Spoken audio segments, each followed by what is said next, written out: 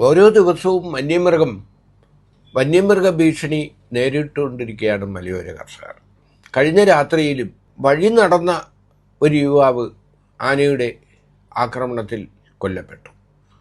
2 ദിവസം മുമ്പ് മോട്ടോർ ബൈക്കിൽ സഞ്ചരിച്ചിരുന്ന പാലക്കാട് സ്വദേശിയായ എഞ്ചിനീയറിംഗ് വിദ്യാർത്ഥിനി ആന പുഴുകിയെറിഞ്ഞ പന തലയ്ക്ക് മുകളിൽ വീണ് മരണപ്പെട്ടു. ഈ സന്ദർഭത്തിലാണ് വനനിയമ ഭേദഗതി ബിൽ കൊണ്ടുവരാൻ പോകുന്നത്. ഈ വനനിയമത്തിൽ മലയോര കർഷകരെ സംരക്ഷിക്കാനും വന്യജീവി ആക്രമണങ്ങൾ ഫലപ്രദമായി തടയാനും ആദിവാസികളുടെ അവകാശങ്ങൾ സംരക്ഷിക്കാനും കഴിയേണ്ടതാണ്. പക്ഷെ അത്തരം നിർദ്ദേശങ്ങളൊന്നും ഈ നിയമത്തിൽ ഇല്ല എന്നാണ് മലയോര കർഷകരും ഭരണകക്ഷിയായ കേരള കോൺഗ്രസും അടക്കം ഉന്നയിക്കുന്നത്. വനമന്ത്രി ശശീന്ദ്രൻ പറയുന്നതാകട്ടെ ഇത് കരട് മാത്രമാണെന്നും ഇതിലെല്ലാം മാറ്റം വരുമെന്നാണ്. കരട് ആയാൽ അതിൽ എന്തും എഴുതി വയ്ക്കാമെന്നാണോ?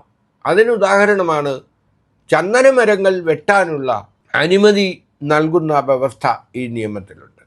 അതുപോലെ തന്നെ വനാതിർത്തിയിലൂടെ സഞ്ചരിക്കുകയോ വനത്തിൽ കടക്കുകയോ സംശയം തോന്നുകയോ ചെയ്യുന്ന ആരെയും വാറണ്ടില്ലാതെ അറസ്റ്റ് ചെയ്യാനും കസ്റ്റഡിയിൽ വയ്ക്കാനും ഫോറസ്റ്റ് ഉദ്യോഗസ്ഥർക്ക് അധികാരം നൽകുന്ന നിയമവും അതിൽ പറയുന്നു.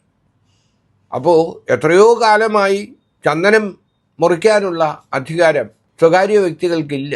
അപ്പോൾ പട്ടയഭൂമിയിലും സ്വകാര്യ ഭൂമിയിലും നിൽക്കുന്ന ചന്ദനമരങ്ങൾ മുറിക്കാൻ അനുമതി നൽകുന്നതോടെ നമ്മുടെ മറയൂർ സർക്കാർ ചന്ദനക്കാടിൽ അടക്കമുള്ള ചന്ദനമരം മുറിക്കാനുള്ള വനം കൊള്ളക്കാർക്ക് ഉള്ള ഒരു അവസരത്തിനാണ് വഴിവെക്കുന്നത്.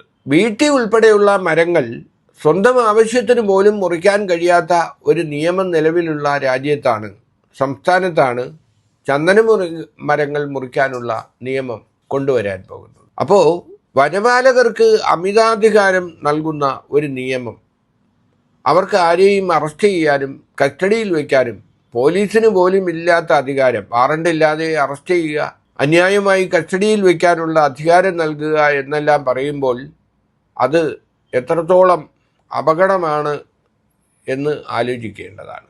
ഇത്തരം ഒരു നിയമമാണ്, വനഭേദഗതി നിയമമാണ് കൊണ്ടുവരാൻ പോകുന്നത്. അപ്പോൾ അടിയന്തരമായി നമ്മുടെ നാട്ടിൽ നൂറുകണക്കിന് മനുഷ്യരാണ്, മലയോര കർഷകരാണ്, വനാതിർത്തിയുമായി അതിർത്തികളിൽ താമസിക്കുന്ന മനുഷ്യരാണ് കൊല്ലപ്പെടുന്നത്.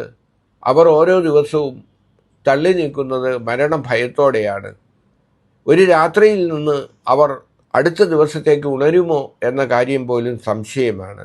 അപ്പോൾ ഇലക്ട്രിക് ഫെൻസിങ്ങൾ സ്ഥാപിച്ചും കിടങ്ങുകൾ നിർമ്മിച്ചും വനപ്രദേശത്ത് താമസിക്കുന്ന ആദിവാസികളുടെയും മലയോര കർഷകരുടെയും ജീവിതം സുരക്ഷിതമാക്കുക എന്ന അടിയന്തരമായ നടപടികൾ നിർദ്ദേശിക്കുന്നതിന് പകരം വനപാലകർക്ക് അമിതാധികാരവും വനസംരക്ഷണ നിയമത്തിൽ വെള്ളം ചേർക്കുകയും ചെയ്യുന്ന സർക്കാർ നടപടി പുനഃപരിശോധിക്കേണ്ടതാണ്.